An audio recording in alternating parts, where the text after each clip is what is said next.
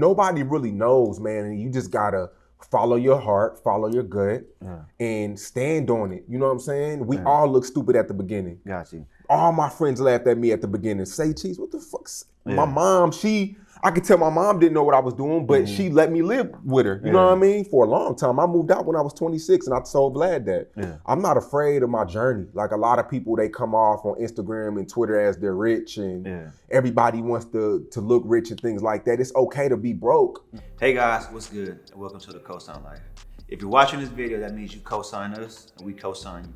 So here are a couple of ways to support us at COSIGN Magazine. Number one, view the description below, click the link, and purchase an issue of COSIGN Magazine. Just like this one right here, physical. You can purchase this. Number two, you can also support us by purchasing COSIGN merch.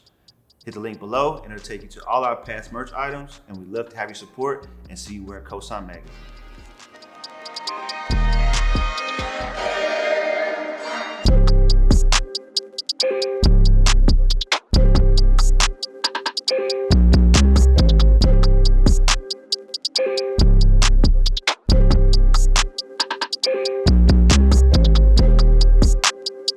What's good, y'all? Thanks for tuning in to the episode of COSIGN Conversations. This was a little different, man. We got Entrepreneur of the Year, Hustler of the Year, my guy, Shawn Cotton. Yeah, how you doing? Founder, Say Cheese TV, Say Cheese Farms.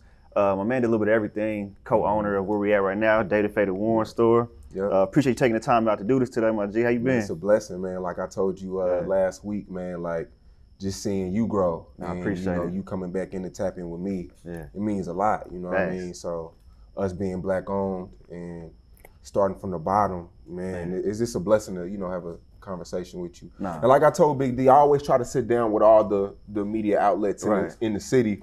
I feel like the DFW has the best media outlets. There's a lot of bloggers, street journalists that's doing their thing.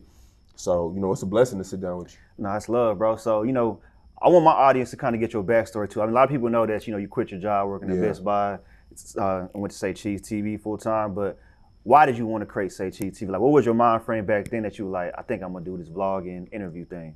I just felt like it was a void. Like, I felt like there was a lot of artists and no media at the time. I mean, at the time you had the flavor TVs and different things like that, but you never really had people to hit the streets and really get people's, opinions on where they're from or, their upbringing, things like that. So I just felt like it was a void.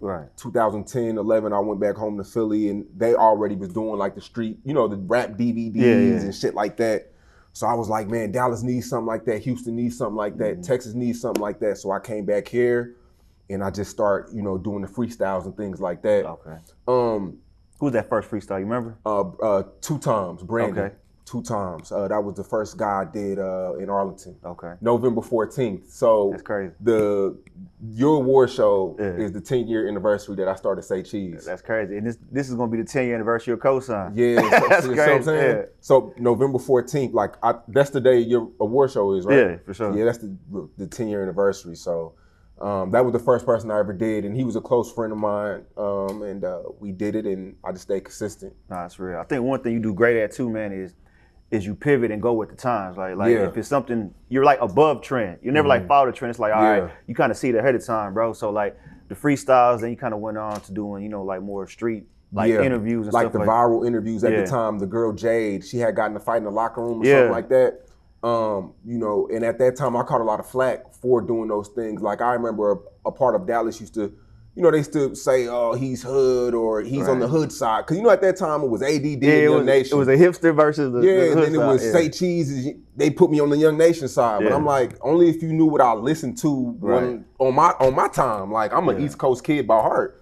So I listened to a lot of lyrical music, but going at the beginning of Say Cheese, I kinda had to bring the youth in. I kinda had to do the hood shit at times and things like that because now, if you watch Say Cheese, I drop a lot of informational things too. Nah, for sure, I get a lot of my news from Say Cheese. Yeah, but you gotta reel the kids in.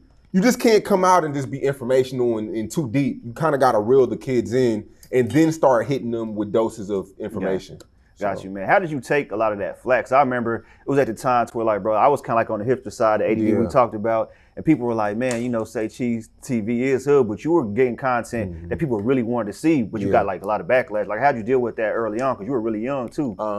It motivated me, man. Like a lot of things, like all the doubt and, you know, the hate and things like that really motivated me. I never really just went on rants and, you know, I said stuff here and there. We're human, but I never really just went on too many rants. I always just used it as a motivational tool. You know what I'm saying? And you know, a lot of things people would say too, I would make sure that, you know, I would take it in. You know what I'm saying? I don't look at everything as hate either. You know, there's a lot of people that you could tell them things and they kind of shrug their shoulders or, you know, things like that. I'm taking everything in. Yeah. So that's just really how I was about it. I ain't really, you know, look at no beef or nothing like that. But can you pinpoint whether it's an interview or something you released where you really started to see traction, to where you really realized, okay, this shit's getting crazy, like it's getting big? Like, what was it? Was it a post, an interview, or what was it that kind of led you to believe, like, I'm really on to something? Starting up an Instagram was a great idea at the time, at the very beginning. That was like 2014, 15. And then, you know, that's a really good question. You know, I did the Young Nations and all these people that, you know, they were doing numbers, but really just starting to travel, Detroit, Chicago, Houston, you know, even Dallas. Like, it was a lot of the Fort Worth, the Go Yayos, the CJ Casinos, the Jason Lyrics. I was tapping in with everybody early. You know, even if it didn't do the views that I wanted it to do, it's just, if you can go back now and still see that. You know, so it's a part of history. And I never really was a view chaser. You know, I would just, that's what you doing, let's get it. You know, and that's the type of person I am. We talked about that last week. Like, you know, if I see something moving or if I see something with traction or somebody just staying consistent, we're gonna get it in at least once or twice. Yeah. So. And you said, I want to say you put up a quote. You said it took you 6 years. Oh yeah. To really start seeing profit. Oh yeah. Well, 2000, I started Say Cheese in 2011, late 2011. Yeah. I didn't see my first 100,000 until like 17, like early 17. So that's just all the entrepreneurs that are watching this, man. Like, nobody has it figured out. You go on Twitter, Instagram, everybody has blueprints and do's and don'ts. Nobody knows but God. Your mom don't know, your homies don't know. Nobody knows, man. And you know, everybody thinks they have it figured out, but if that's the case, record labels wouldn't be spending $1 billion a year trying to invest on these artists. They would already know. Right. Nobody knows. Nobody knew YoungBoy was going to be the YoungBoy he is today. Fact, bro, we thought he was going to be the killer rapper and just fizzle out. We never knew he was going to sell 158, 138 first week. These kids are on him, bro. My daughter's 14. Every time we go to the store, she want a YoungBoy shirt. You see what I'm saying? So nobody really knows, man, and you just got to follow your heart, follow your gut, and stand on it. You know what I'm saying? We all look stupid at the beginning. Got you. All my friends laughed at me at the beginning. Say Cheese, what the fuck? My mom, I could tell my mom didn't know what I was doing, but she let me live with her. You know what I mean? For a long time. I moved out when I was 26, and I'm so glad that. I'm not afraid of my journey. Like, a lot of people, they come off on Instagram and Twitter as they're rich, and everybody wants to look rich and things like that. It's okay to be broke. Nah, fact. It's okay to be broke, bro. It's okay to be, it's okay to struggle. You know what I'm saying? And now when you get on Instagram, because there's even some days where I'm not even on, I'll take a break because it's like a rat race. Everybody's moving fast and going nowhere. And it's okay. Your age doesn't matter. People think if they don't pop by this and that, they're not gonna pop or they're obligated. Nah, man, nobody knows but God, man. Nah, like, that's real. And man, it's just crazy that the internet will make you feel bad for chasing the dream for a long time. For real. And I remember when I was 25, and I know I'm talking a lot. No, you good, bro. But I didn't even tell, nobody really, I haven't really mentioned this in the interview, but I was 25 and I had like 30 grand in my account. Okay. And my older sister she came to my mom's crib when I was living with my mom.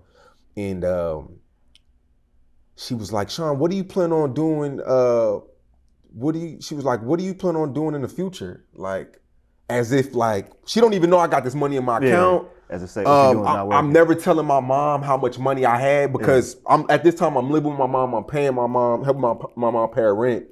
And I never told anybody how much money I had in my account, but she was like, so what do you plan on doing with your future? And I'm just like, damn, like she still don't get it. Still don't see it. So this is the catch. She went on a date with a guy that night, and my sister's last name is Cotton. Okay. So I guess they knew each other's name or whatever. I don't know. It may have been an internet dating. I don't know if she. I don't even know if he knew her full name. All right. And she told the dude her full name, and she was like, Cotton, that's your brother? Yeah. And the whole date they were talking about me, and my sister didn't realize what I was doing until he told her. Yeah. And the next day, she had woke me up and she just started crying to me. And she was like, I'm sorry for doubting you. But I didn't say that to say, like, people don't believe you until somebody else brag about you. Yeah. You know what I'm saying? And at that time, I had 30 grand in my account. She didn't even know. She thought I was just penny pinching, you know what I mean? Yeah. So I just say that to say, your family don't know, your friends don't know, only God knows, and you just got to keep pushing, man. That's real. And, you know, I ain't trying to, like, plug myself, but that's why when I started COSIGN, that's why I called it COSIGN, the power of that COSIGN. Like, that dude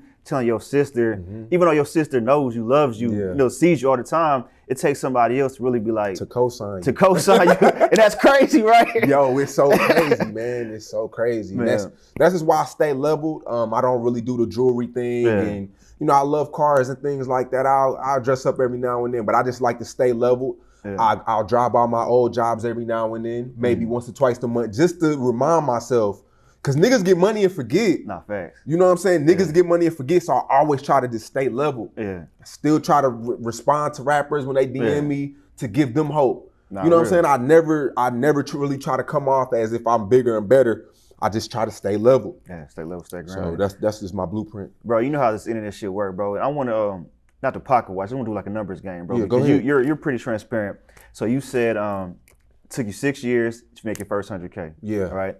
Kind of walk us through like what your business model was at that time, because you know people who do blogs and vlogs and videos, it takes them a while to start seeing money. So what was your business model? You were just like advertising, or like how did you build up to even make that doing me and my homies would put in money, and we would travel, and not the cliche LA Miami going traveling. I'm talking about hitting them pockets where nothing's going on at, because when you go to Oklahoma, you're gonna get a bigger response than going to LA. Because nothing's going on in Oklahoma. Right. So I would hit like St. Louis, New Orleans. I would hit the Milwaukees, the Chicagos, them pockets where people need that media coverage. Right. And me and my homies would each put in 200. Sloppy Joe, he from Duncanville, y'all probably know him. Lil Nate, Street Fat Boogie. We just put up money together and hit the road. Okay. And YouTube helped, you know, the YouTube monetization helped. Okay. A lot, you know, but just working outside in. Okay. And I preached that a lot. And, you know, I even told Bobby Billions that when I ran into him at Rudy's, like, you could be the man, like you could be the man in the city, but you don't gotta stay here 24/7. Right. Cause then you're gonna fall into the politics and you're gonna get caught into them traps. So I like to preach outside in. And when I mean outside in, I'm not telling you move out of Dallas. Right. I'm not telling you to move out of your city, rep where you from, but hit them pockets, jab them cities and come back home. Smino did it. I know y'all know who Smino is. He's from St. Louis, right? He's from St. Louis, but he hit Chicago, then he'll come back. You just gotta, that was just my blueprint. I don't know if it may work for you or anybody else, but that was just my blueprint of, you know, hitting them pockets, getting 5 fans up from each city. And then it becomes a bubble effect. They're bragging about you. Then they're hating, or they're either bragging or hating about you. But it creates barbershop talk. Right. And then it creates a viewership. And then the monetization go up. And then boom, next thing you know, you getting 2 to 10 grand a month off YouTube, or streaming, or TuneCore, or what. It's the same thing for being a rapper or a blogger. Is this, you know? So at the beginning, a lot of your income came from YouTube. YouTube. And then, you know, the Instagram sponsorships and posts like that. But yeah, YouTube played a big part and things like that. So yeah, YouTube and Instagram played a huge part. See, I remember when I made my first 100K, it was a blessing. I ain't reached the meal part yet, but that first 100K was a blessing, right? Okay. You touched that meal.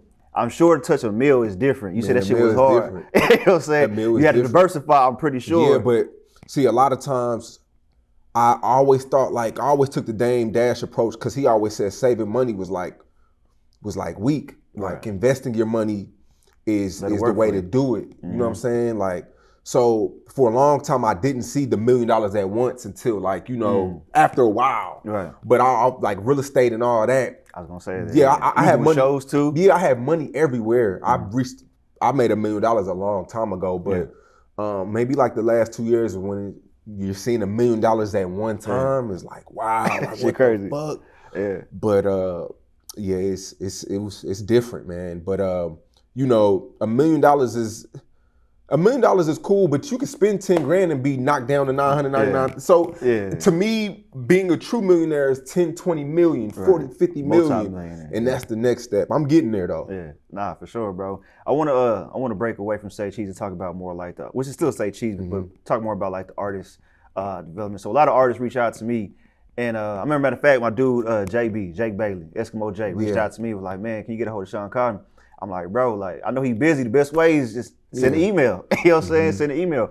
So what I want to know from you, bro, is like, when did you realize that you had a platform that you could start actually developing artists or creating a label, or like, what is your intake with the music right now? Like, what do you have, a label, or is it like a development management company? The first time I figured out like Say Cheese could really like break artists, I was doing it on accident. Okay. The TKs, the Splurges, the YBN Mares, it's so many different artists that broke on the Say Cheese platform, the YK Osiris. Right.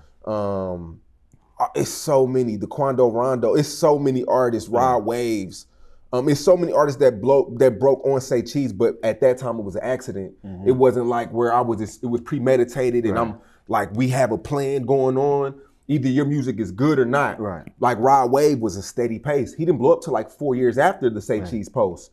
So that's really when I realized, when I'm like, okay, damn, like if I post them and their music is decent, and they're getting it, because Say Cheese, their comments are brutal. Like the comment section is brutal. Fact. So if you could win them over, and it don't gotta be overnight, but if you could win them over and get, let's say 100 fire emojis, you're doing something, you're moving in the right direction. Right. So I just remember we posted YK Osiris one night. The next day, every label wanted him. He was just in the studio. He didn't spend no money on this record. He had his friend put up a cell phone and he was just singing his heart out in the studio. DJ Drama and Don Cannon called me the next day. He was like, they were like, hey, we want to sign your artist. I'm like, who? At this time, I'm not even signing artists. So I'm like, who was my artist? He was like, the kid from Jacksonville, YK Osiris. And I'm like, that's not my artist. Like, we didn't even charge him. Like, we just threw it up there, and it did like 800,000 on Say Cheese overnight. And the next day, he flew out and he signed a $3 million deal. Damn. Well, I'm lying, I think it was 1.5 at the time, and he renegotiated. And at that time, I'm like, okay, we got something. At that time, Glock 9. Then we got Spot 'em, Got 'em. He just went 3 times platinum recently. So I'm like, okay, we got something. And then next thing is next. You just feel like, all right, damn, we could do something. But yeah, I don't think Say Cheese is not really a label. I'm in a real big situation with Interscope right now. They want to throw me a big bag for something. But I'm just really trying to read the lines because I don't want people to touch Say Cheese. That's my own entity. I don't want it to become a commercial thing. I want it to be for the underground talents. You know what I mean? Independent type deal. Yeah. So we're trying to negotiate something right now, but Say Cheese isn't really a record label yet. I do sign artists to build their leverage to upstream them to a major, but it's not really a record label yet. I'm just too busy. Gotcha. I don't want to promise artists things, and because that's selfish of me to start a label and then these artists they're betting on me. Right. And then, I fall short, and then you know how that goes. Right, so I'd rather work with an artist and build their leverage up, because the labels aren't how they used to be. They care about followers now, and Instagram likes. Yeah, they want those vanity metrics. Yeah, the algorithm and all that. And to me, it's corny. There's so many artists out here, if you really build them up, they could be something. But the label want them hot and ready. They don't want to build them up no more. You see what I'm saying? So that's my job. I like to build them up and find little niches and things where I can really, where people will buy into the artist. Like Spot 'em, Got 'em. People laughed at me at first. He's not the greatest rapper, but he has the image. He has the swag. Nowadays the music comes last. I didn't make the rules, but the music comes last nowadays. They want the bullshit, antic gimmicks and the viral tweets. Like now, if you look at Money Man on blogs, he's not even on the blogs for his music. It's the tweets. It's the tweets, yeah. And So it's like, I didn't create that. You know, I get a lot of flack for it, but I didn't create the rules and the algorithms and the whatever. It's just, that's just how the Instagram works now. So I wish it was music first, but you know, it's just the way shit is now. I don't know. But I want to know from a business perspective, it was like that first conversation, like, because you're coming from media, you know what I'm saying? You're not really coming from the music management side. So like the first time you really had to do a deal with an A&R or a label, like how'd you even know what to go in and tell them? I didn't know. That was the Rod Wave shit where, you know, shout out to Zeke from Alamo. I'm not even mad at him no more. Yeah. I went to Alamo and I was like, yo, what's this kid from St. Petersburg? He's like a Ruben Studdard type, fat, can sing. And, you know, when you go to these label meetings, there's always some guy in the room, he's just writing down. Yeah, he's not saying anything, but he's writing down everything you say. So everything you say, you better make sure you got on paper. And Rod Wave had DM me like a week later. He was like, damn, thanks, big bruh. And I was like, appreciate it. I'm not even asking him why. And next thing you know, he signed to Alamo. And I wasn't mad at Rod Wave. He did what he was supposed to do. And I'm gonna just say this on camera because when I went on Vlad, he was upset about it. I'm not mad at Rod Wave. Did what he was supposed to do. He signed. He got the opportunity. I mentioned his name in the meeting. They looked him up. They thought he was talented. They signed him. He did what he was supposed to do. I was mad at Zeke because Zeke, me and you have a rapport. Like Zeke is my guy. So Zeke signed him. Zeke didn't tell me he signed him. And I was just kind of upset about that. And that 2017-18, that's when I learned, we're like, okay, when you go in these meetings, you got to make sure it's paperwork because you're not in their best favor. Not for sure. The A&Rs are gonna get theirs because they got a quota to meet. Right. You know what I'm saying? So Zeke did hit me up like a year after that because, like I said, Rod Wave didn't blow till like year 4. Right. Took a minute. And he was like, you know, things are slow right now. What can we do to bring you back in? I'm like, nah, man, I'm not fucking with you. But that was my ego. Right. I could have been back in this situation. And I'm not a part of the situation because of me, because of my ego and pride. But yeah, that's when I learned though. In Rod Wave, I'm gonna say this again on camera, he doesn't owe me Nathan. He don't owe me nothing. Like, I'm happy he's up, but I learned a lot from that situation. So from that one, you kind of like figured out the next one, like damn, you really gotta be a shark. Cause I'm not a mean guy, but in this music industry, you really gotta be a dickhead sometimes because niggas will play you. They will play with you. And a lot of these people know, you know, a lot of these New York guys, these Jewish guys, they're not street. So you can't even bring it that way to them because it's gonna be legal issues and things like that. I'm not a gangster, but it's just like, you can't even get up there with them like that. So I learned from that. Man, but you also talk about like not really being friends with like celebrity artists and people in your position would want to, because not only one for clout, but for two, like, you know, they may have the funds to, or the clout to put you indoors that you may not be able to be in. Let's say you get cool with, okay, let's say you and Jason Lyric are cool, right? Yes, that's my people. He blow up, well, let's say you blow, let's say COSIGN Mag goes super crazy in the next year. Okay. Y'all are real cool. You done everything for Jason Lyric. And then he call you one day. You might be with your wife and kids and you just don't answer. And he get upset with you. It's kind of like you get cool with somebody and then because they know you have a big platform, they'll try to, you know what I'm saying? Yeah. So I try to stay away from being extra cool with certain artists because they'll use your platform against you. You know what I'm saying? Yeah.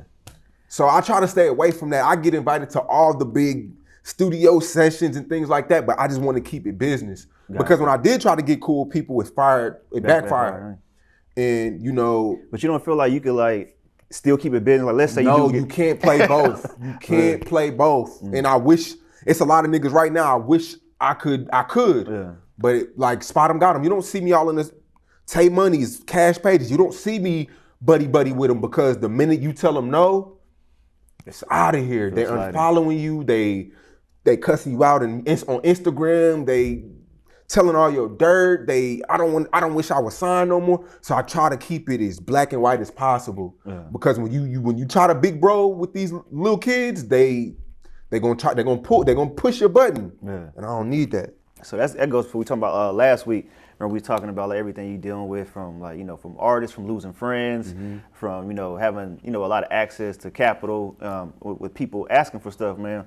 Like, how do you keep your sanity, like your mental health, bro? Because, a lot of your interviews, man, they go viral sometimes for negative ways, and people look at you like it's your fault. Man. So like how do you deal with all that? Because I know that shit gotta be tough, bro. Like I said, just, not answering, knowing how to say no, being off Instagram, taking breaks off Instagram, taking breaks from Twitter. Not, because when you take in too much, all these opinions and do's and don'ts, you start to lose your mind. So, and not even explaining yourself. I learned to not even explain yourself. People are gonna think what they want to think. Yeah. Like, even when Mo3 passed, like I got a lot of flack for that, but people don't know. Like, at that time in Dallas, Say Cheese, everybody wanted to Say Cheese interview to speak their mind. From Mo3 to Trap Boy to Yella Beezy. I'm in the middle. Right. But when something good happens,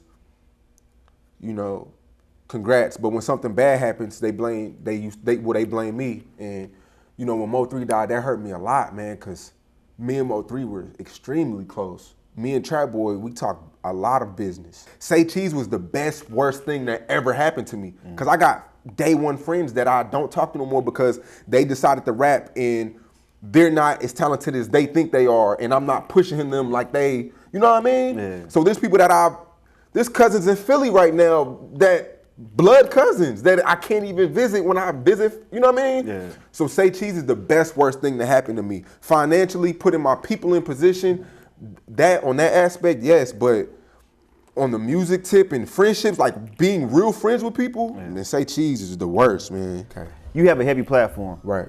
And I'm not gonna say this because he's here, but I'm gonna just say because I believe in him just like you believe in some artists, like Jason Lyric. Right. You know what I'm saying? Like, I feel like it just takes the right person to co-sign him to get to the next level. Okay. He's a talented artist. Would you say that, right? Yeah. Super talented. So I feel like all it takes most of the time is like that right person to put people through the door. Right. Or what else do you think it takes to blow up artists that we may not be seeing? My biggest flack and what people like to throw smut on my resume, I'm gonna say that. Cause right now we're in a heavy street gangster drill era.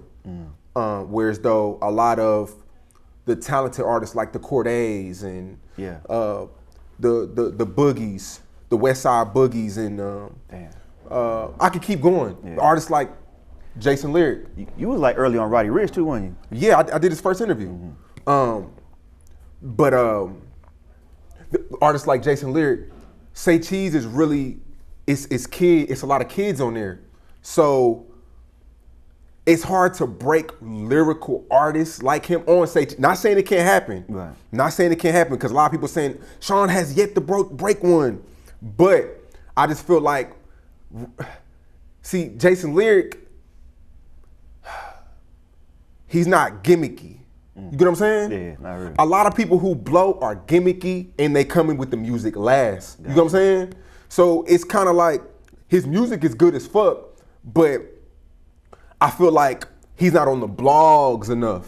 Gotcha. That's this, you're asking a blogger. Right, you know what I'm saying? Yeah. So like lyrical artists are really hard to break on blogs because the people got to choose. Yeah. You know what I mean? And a lot of times people are gimmicky and they're using strategic ways to, you know what I mean? Yeah. To break themselves as a brand.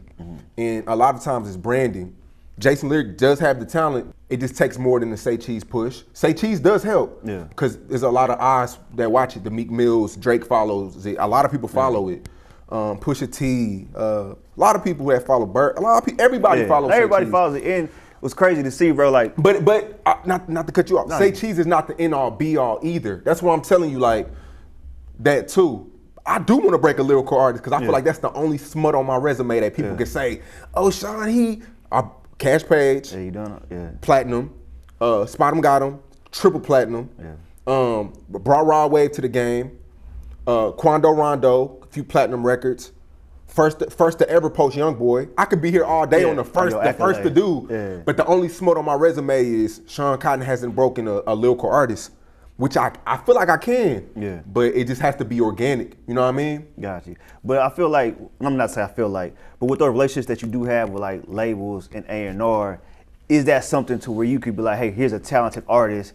They may not be fully developed, but I mean, they may not have like the full views, followers, and all that, but they got the talent. What can we do?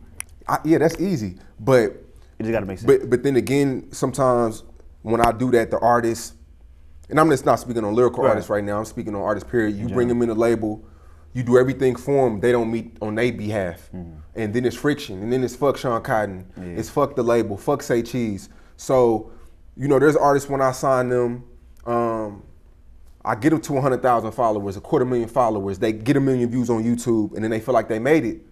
When you sign a deal, that's just the beginning. Right. A lot of niggas sign a deal, they get the advance. The advance, you gotta pay back. That's not your money. Yeah. So a lot of artists, they get that, then it's like spoon feeding them. They didn't work for anything. So like, let's just say I sign you or anybody. Right. I don't fucking know any fucking rapper, and I bring them in the label, I do everything for them. They didn't work for anything. You see what I'm saying? Yeah. Then they get lazy. So that's just the pros and cons of bringing artists in the label because they didn't really work for it. You know what I'm saying? Yeah. Nah, I can see that. So they just got to meet on their half, and I had yet to meet an artist that they give me. I'm gonna give you my 50%, now give me yours. Yeah. So, bro, a couple more questions because we at the store, boys ready to shop. But you said something about people cry about not getting the support, but they don't work hard enough. Yeah. And that goes like that's not just music. That's in business in general. Like, how do you feel about people not supporting? You know what I'm saying? Because, like, I mean, at times I feel like we all get to a point where it's like, man, we feel like people not fucking with us, and we vent.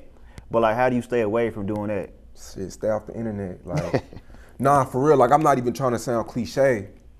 But there's a lot of money on the internet, though. It's a lot of money on the internet, but the work you put in the street, it shows up on the internet later. Okay. I feel like people focus too much on who's not supporting them, and they're not showing enough love to the people who are. I just feel like, shit. To my advice on that, I'm just really just trying to think, because that's a good ass question. You think about this, like, okay, I'm gonna take art for general. Go ahead. You can be out here passing out flyers, people gonna throw them away. You can be out here networking with DJs, some of them want, bread to. When it's your time, though. Sometimes people don't support you till they see you for the 7th time. Like there's a guy who, they may see my car and then they'll give me a CD and I may not listen to it. They may see me again, give me a shirt, I may not wear it. Right. They may give me some shoes, I may not rock them. Yeah. But the 7th time, they're gonna give in. You know what I'm saying? Yeah. I feel like people give up before it get to that point. You know, a lot of times people don't get support on that 3rd time, and then, man, fuck Shawn Cotton, fuck COSIGN, fuck the city don't. Nah, you're not going hard enough. Yeah. Sometimes, like I told you earlier, I didn't make my first 100 grand to my 6th year. Yeah. A lot of niggas would have quit in their 3rd, 4th year. I've seen it. You know what I'm saying? Yeah. It's some niggas who are they so close to making it, but they stop. Because of the internet, everybody look rich on Instagram now. Yeah. So if they don't have a chance to look rich on Instagram right now, they quit. Yeah. Nah, man, you gotta keep going. Yeah. But on the flip side, do you ever think there is a time when people should quit? Like if somebody telling you over and over and over again, bro, you're not good. Or, you know what I'm saying? Or give you advice, like you should try this, and you try that, and that doesn't work. Like, you know what I'm saying? Should people spend their whole life chasing something, or when do you feel like it's time for them to maybe try something else? If people who don't know you are telling you raw, because a lot of people are only in their circle and people only telling them, and people's friends are the ones who telling them they raw. Right. But if strangers are telling you to keep going, I would keep going. You know what I'm saying? But a lot of people, they just go off what they friends say and what they followers say. There are a lot of trash rappers right now that if you go under their followers on Instagram, under their comments, they're gonna tell them they're fired because it's biased.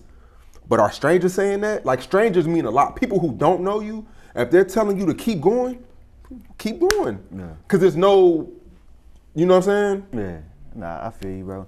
And the last thing I want to say to wrap this up interview up, bro, like we've all been guilty. Like we talked about like the whole hipster versus, street side back in the day, bro.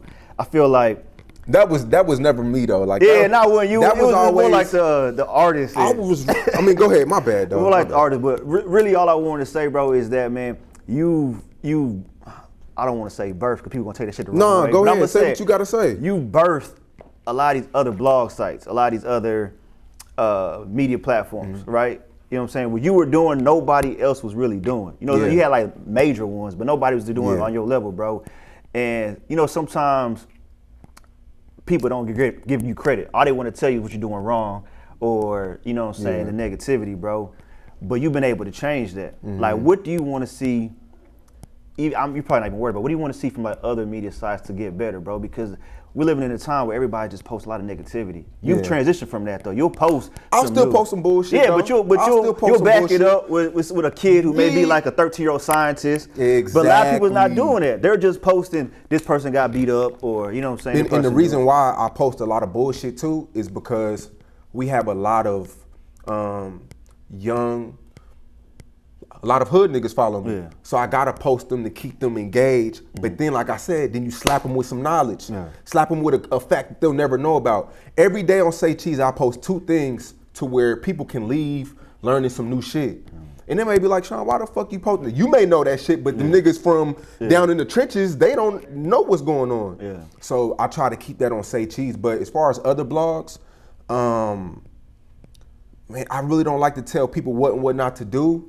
But just change somebody's life. One life is enough. You know, if you changing one life a year or a month, you know, you moving in the right direction. And I feel like I was young in the beginning. I was 21 when I started Say Cheese. Now I'm 30, 32, 30, 31. Damn, Mike, how old am I? 32? Shit, I ain't gonna lie, I don't know nobody neither. I'm 32, but I was young when I started Say Cheese, so I was doing a lot of shit for engagements. Like I feel like that's where everybody at right now. But when you grow up and you start seeing like, damn, my platform and people holding you accountable for the bullshit that you do, you tend to grow and do things on a bigger scale. And I feel like I grew over time. Everybody telling me what I shouldn't do and couldn't do, and Shawn's ignorant. He has a hood following, and so just people keep telling me that just made me grow. And last thing, bro, shit. You put a lot of people on this industry, bro. You made millions, bro. You've had celebrity followers. You started new businesses. You employed people. Out of everything you've done, bro, what's been like your greatest accomplishment, your greatest moment that you're most proud of? Really just taking niggas out the hood. Like, there are a lot of people that I try to work with that y'all don't see because they never blew. But I gave them a chance. You know what I'm saying? Like, a lot of times people, you know, I get credit for the people who do blow, but there are a lot of people who I do give a chance to. I feel like that's bigger than anything. You know what I'm saying? Like, there are a lot of people who don't have nothing going on. They mom on drugs. They're stuck in the hood. Just giving somebody a chance will make them grow. Everybody's not going to be a famous rapper. But just to give somebody that chance to know that it's more shit going on in this world than just they block, that's what I'm most proud of.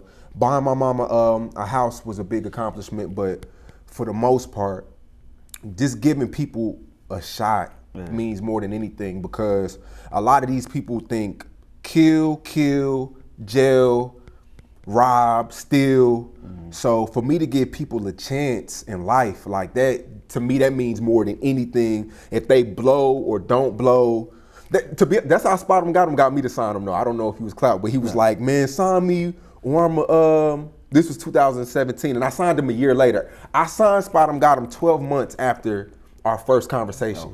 And he was like, sign me before I go to jail or before I get killed.